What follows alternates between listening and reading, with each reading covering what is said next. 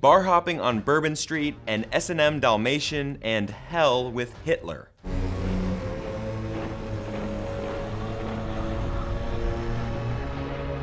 That's right, guys, another awesome episode of Preacher. Episode 3 was pretty crazy. Once again, my name is Ryan. You can find me on Twitter at RyanEricP. Do me a favor, if I missed anything from the comic books, any references that you guys want to talk about, any theories that you're thinking of, please let me know in the comments below or on Twitter. And also be sure to subscribe to this channel because we are breaking down every single episode of Preacher as well as Twin Peaks. And guess what's right around the corner? It's Game of Thrones. So without further ado, let's check out episode 3 of Preacher Season 2 titled Damsels. The episode starts off with Eugene Root's origins and basically how he became Arseface. We discover Eugene's personal hell as he's reliving the events of Tracy Loach's suicide attempt. And it wasn't exactly how we all suspected. Eugene was actually trying to save Tracy's life, but then she killed herself after he acted upon his feelings about her. It's extremely dark and sad and even more tragic because we learn that Eugene has been living with this guilt and this blame that he really wasn't responsible for. I mean, she killed herself. This origin story is completely different from the comic books where Eugene and his friend attempted to commit suicide because they were Nirvana fans and Kurt Cobain had just killed himself. We are definitely feeling a little bit more sympathetic towards Eugene having known this TV backstory, but either way it's very dark and sad and tragic that this all happened, that he's living with this guilt for his entire life. We then meet up on the road with Team Preacher. They have left Texas and are headed to New Orleans in search for God. Kudos to the team for throwing in this comic book reference in there, the sign "You are now leaving Texas." That was an awesome little touch, guys. And this is where it starts to get weird. So they get to New Orleans and they're looking for God, so you gotta go hit up the jazz bars, right? So the first bar they go to, the bartender is a little bit weirded out that all 3 of them are searching for God. Then again, another guy is weirded out that all 3 of them want to see God. And then we find out it's because God here is a S&M Dalmatian and his owner.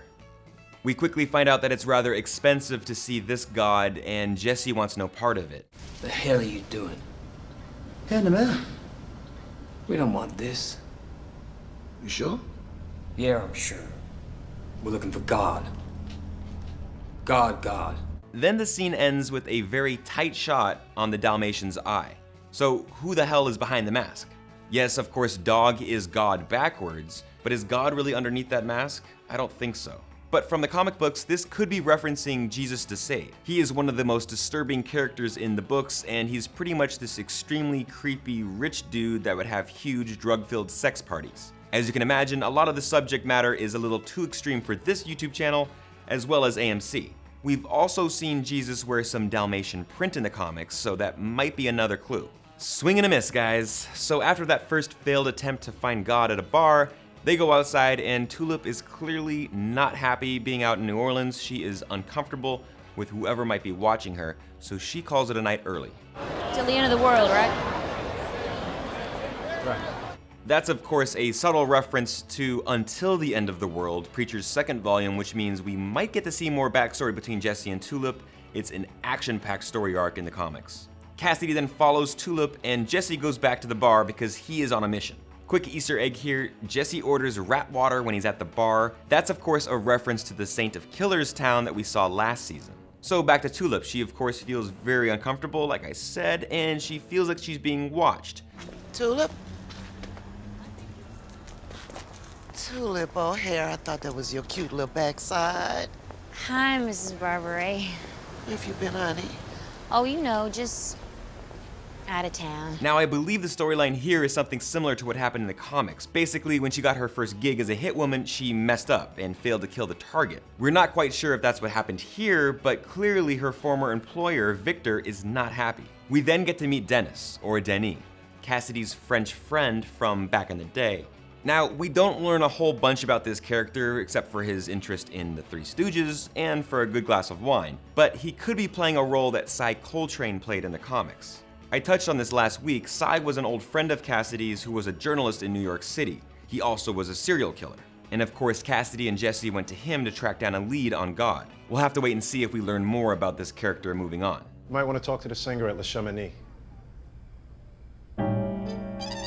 And then based on the recommendation from another bartender, we finally meet Laura Featherstone, who's a singer at a club. She's not a great singer, which makes sense because it turns out she's pretending. Jesse watches as she's kidnapped by a group of men wearing white suits. He runs outside and uses the word to stop them and then proceeds to beat them up. You alright? Who are you?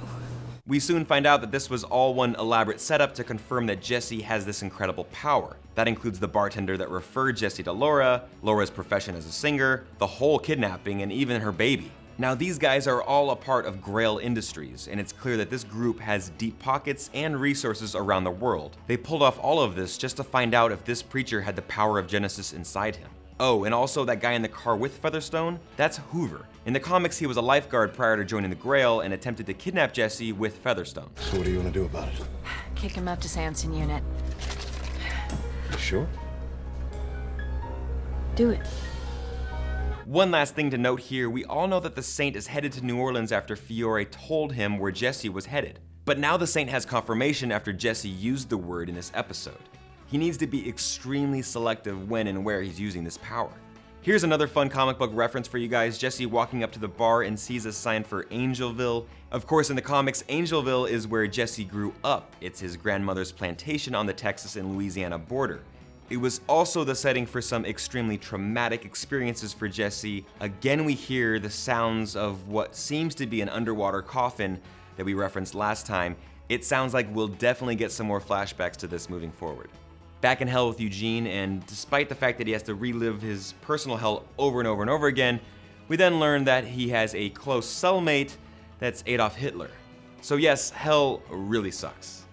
Finally, we get reintroduced to a man that we met last season, Herr K. Starr. Of course, he's in a role of power at Grail Industries, and he's extremely interested in the power of Genesis. Now this headquarters looks to be in London. You can see the skyline back there in the background. And then he has a couple documents dropped on his desk. One is titled Jesse Custer, and another Pig.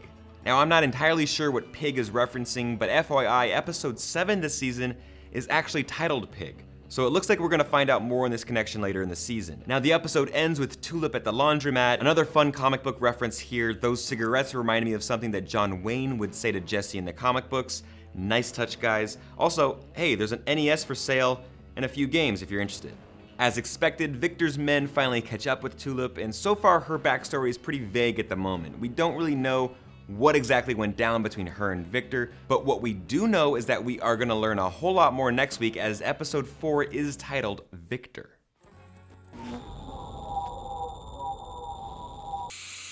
Until then, guys, you can find me on Twitter at RyanEricP, and do me a favor, hit subscribe right over here so you can come back for next week's breakdown, and also hit me up in the comments. Let me know which references I might have missed, which Easter eggs I might have missed, and what theories you have about what's going on right now. Thanks for watching, and I'll see you next week.